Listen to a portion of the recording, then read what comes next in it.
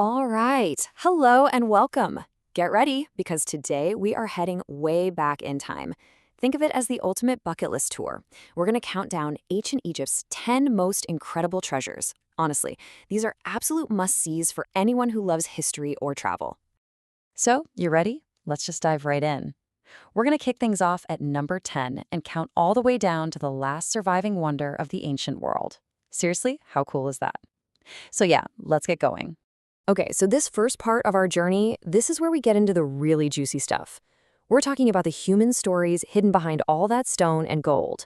I mean, we've got royal murder plots, ancient codes being cracked, and some seriously dark family secrets. All right, here we go. We're starting in Cairo with our number 10 treasure. Now look at this. For 3,000 years, this mummy held a pretty dark secret. This is Ramses III. And for all that time, how he died was a total mystery. But now we can finally tell his story. It's basically a royal cold case. And this is where things get really cool, because it's where ancient history meets modern tech. See, old papyrus scrolls talk about something called the harem conspiracy, a plot by his own wife to have him killed. But the official story for ages was that the plot failed, and people believed that for thousands of years. Until they put him through a CT scanner, and there it was, hidden under the bandages all this time, a deep, fatal cut right across his throat. The plot didn't fail at all. It worked. After 3,000 years, the mystery was finally solved. Wild. Okay, so from a royal murder, we're now heading over to the Nile Delta to hunt down another massive secret. Our number 9 treasure, well, it's the key that unlocked an entire civilization. It's the Rosetta Stone. You have to understand, for 1,500 years, nobody could read hieroglyphs. It was a dead language, a code that seemed impossible to crack. And then, this was found. So, how on earth did they do it? Well, it was this brilliant 3-step process. First, scholars read the part written in ancient Greek, which they could actually understand. They found the pharaoh's name, Ptolemy. Okay, step 2. They searched for that same name in the hieroglyphs, and they had a hunch it would be circled in one of those oval shapes. You know, a cartouche. And bingo, by matching the Greek letters to the hieroglyphic symbols for Ptolemy, they started to piece together a whole alphabet. It was like turning a mysterious rock into the world's first Egyptian dictionary. All right, for treasure number 8, we're taking a long trip, 600 miles up the Nile, to the incredible Temple of Edfu. Just look at this place. Its walls are literally covered in carvings that tell the story of one of Egypt's most famous and infamous families. We're talking a real saga of power, betrayal, and, yeah, a whole lot of bloodshed. Yeah, this amazing temple was basically the headquarters for the Ptolemies. That's Cleopatra's family. But these carvings, they make it pretty clear this was not a happy, harmonious family. I mean, her own father is shown right here, graphically killing his enemies.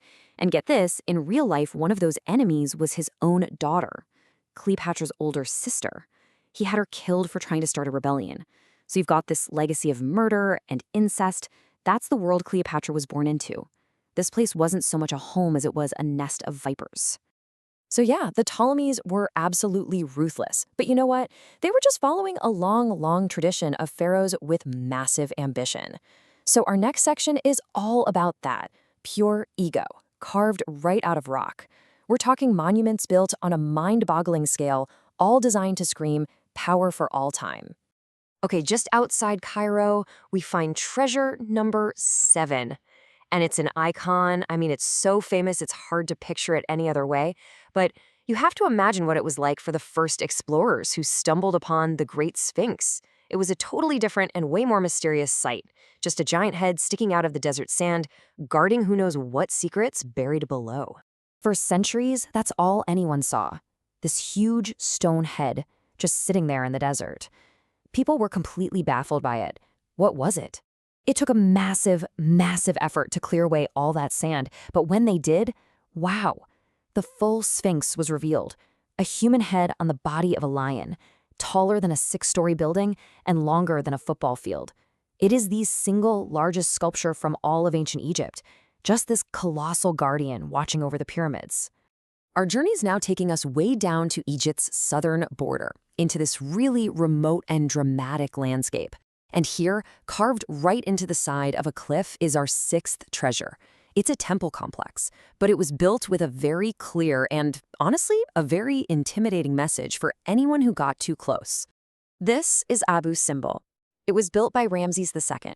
You could argue he was Egypt's greatest ever pharaoh.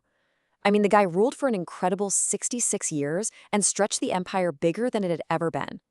This entire temple is his legacy, set in stone.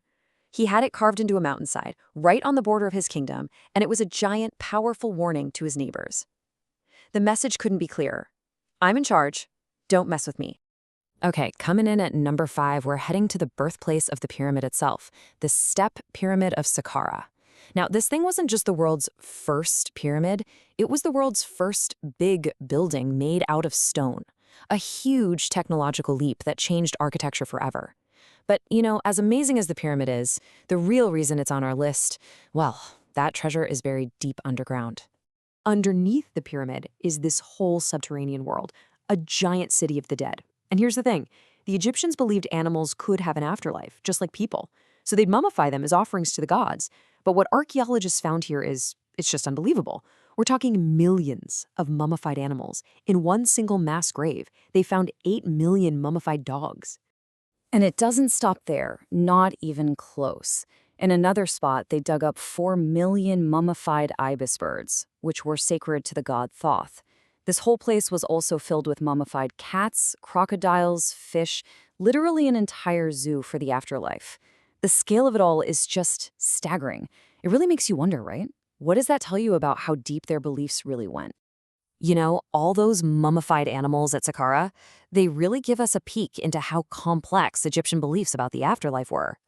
So now, let's go even deeper into that world. We're going to explore the places they built for massive celebrations, for eternal rest, and for that final journey into the great beyond. You absolutely cannot go to Egypt without visiting Luxor. That's our number 4 treasure. For centuries, this place was the very heart of their religious world. But listen, if you're imagining some quiet, serious, somber place of worship, you need to think again. This place was also party central. You have to imagine this temple just pulsing with life. See all these columns? Every single one would have been painted in a riot of bright, vibrant colors. They had plates of something called electrum. It's a mix of gold and silver that would have reflected the sunlight and created this incredible, dazzling light show. And during the big Opet festival, which was all about celebrating fertility, Luxor turned into the ultimate party spot.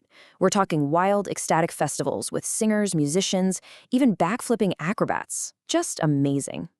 Okay, so we go from the massive party at Luxor to the silent, imposing mountains on the other side of the Nile. For our number 3 treasure, we're heading into the Valley of the Kings. This remote, rocky place was chosen for one really, really important reason: to keep the pharaohs safe in their eternal rest from a threat that never went away: tomb robbers.